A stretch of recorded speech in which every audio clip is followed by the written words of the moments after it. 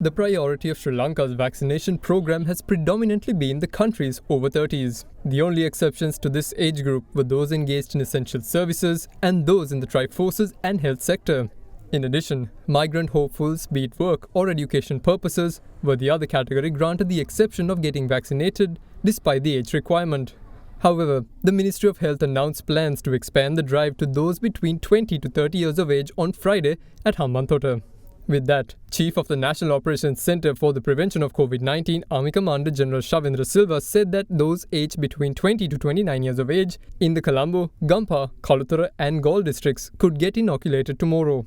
හෙට දිනයේ සිට අවුරුදු 20ත් 30ත් අතර වයස් කාණ්ඩයට සයිනෝෆාම් එන්නත ලබා දීම මධ්‍යස්ථාන 6කදී සිද්ධ කරනු ලබනවා. උතුරු කොළඹ සුගතදාස ක්‍රීඩාංගණයත්, ජින්තුපිටිය සෞඛ්‍ය වෛද්‍ය නිලධාරී කාර්යාලයත්, මැද කොළඹ ආනල් රත්නායක මාවතේ පිහිටා තිබෙන ප්‍රජාශාලාවේදී, බොරැල්ල කැම්බල් පාක් එකේදී, නැගෙනහිර කොළඹ ශාලිකා ක්‍රීඩාංගණයේත්, රොක්සි ගාඩන් එකේත් මේ එන්නත් කරන වැඩසටහන් ක්‍රියාත්මක කරනවා. විශේෂයෙන්ම නැගෙනහිර කොළඹ සහ බටහිර කොළඹ අයට In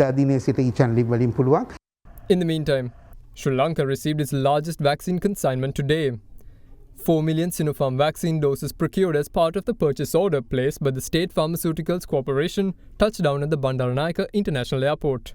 එම ලක්ෂ 40ත් එක්ක සයිනෝෆාම් පමණක් ලක්ෂ 220ක් ශ්‍රී ලංකාවට ලැබිලා තියෙනවා. හෙට දැසන ඉඳන් අපිට දින කිහිපයක් ඇතුළත අවුරුදු 30ට වැඩි සියලු දෙනාට මෙන්නත් දීලා නිමා කරගන්න පුළුවන්කම ලැබෙයි. Meanwhile, the conversation concerning vaccination in some countries has now moved on to the possible need for booster doses. Sri Lanka is also one of those countries. But as far as the WHO is concerned, there is still need for booster doses. Speaking at the launch of a hub for pandemic and epidemic intelligence by the WHO Germany, Dr. Tedros Ghebreyesus said that he has called for a moratorium on boosters for now.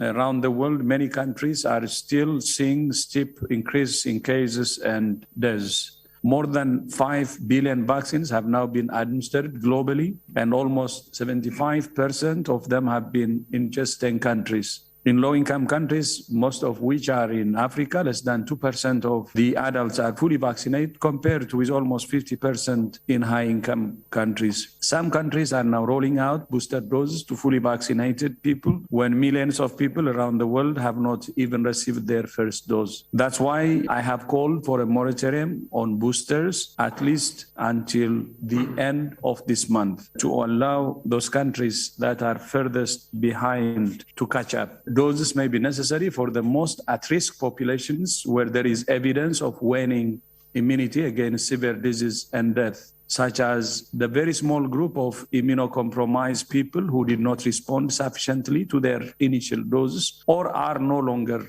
producing antibodies. We call on all countries to eliminate export restrictions and any other trade barriers on COVID-19 vaccines and the inputs involved in their production. A journalist present at the media briefing then brought up a diverse topic, the alleged withholding of the virus information by China. Western countries in particular have been pursuing the anti-China narrative in COVID origin tracing efforts, even though the investigative team of the WHO which went to China did not find any evidence of foul play.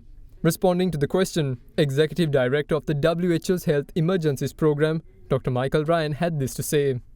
I think that's a rather narrow characterization of the situation we've all faced over the last year and a half. I point you to the fact that the first diagnostic tests were developed here in Germany based on a full genome sequence that was posted by China on the web. And that was what was used here at Charité University and commercialized here. And in that time between that sequence being put on the web, we had laboratory assays by January 14th. We were engaged in commercialization of the test by January 23rd, and by February the 4th, millions of tests were going around the world. No response is perfect, but to characterize something as a total lack of transparency is, I think, extreme. All countries need to look at how we share information. A good deal of the response and a good deal of our early understanding of this disease, its clinical impact, its epidemiologic impact, the basic parameters of this disease in terms of its or not, in terms of its clinical characterization, the definition of the disease itself.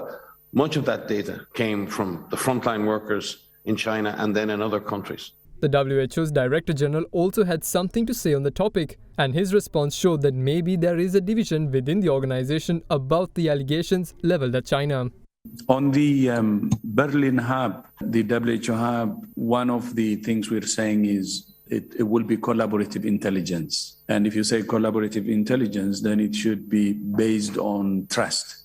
So the issue is, how do you build trust? And to build trust, from WHO side, what we're saying is we will focus on science, we will focus on solidarity, and we will focus on solutions. And we hope member states and other partners will understand this and then move toward this cooperation, openness, and transparency. Even the origin study, the reason it's politicized is because access to data and information is not as you would expect. There is a problem. So in order to make it a scientific debate, we have to share data. And that's what we are asking, by the way, to China. Please share data. And also we need to keep the lab option open. And based on science, let's have a look. But the cooperation is lacking. And instead of scientific debate, then you see political debate. Pocket එකට fit වෙන new Axe Ticket perfume.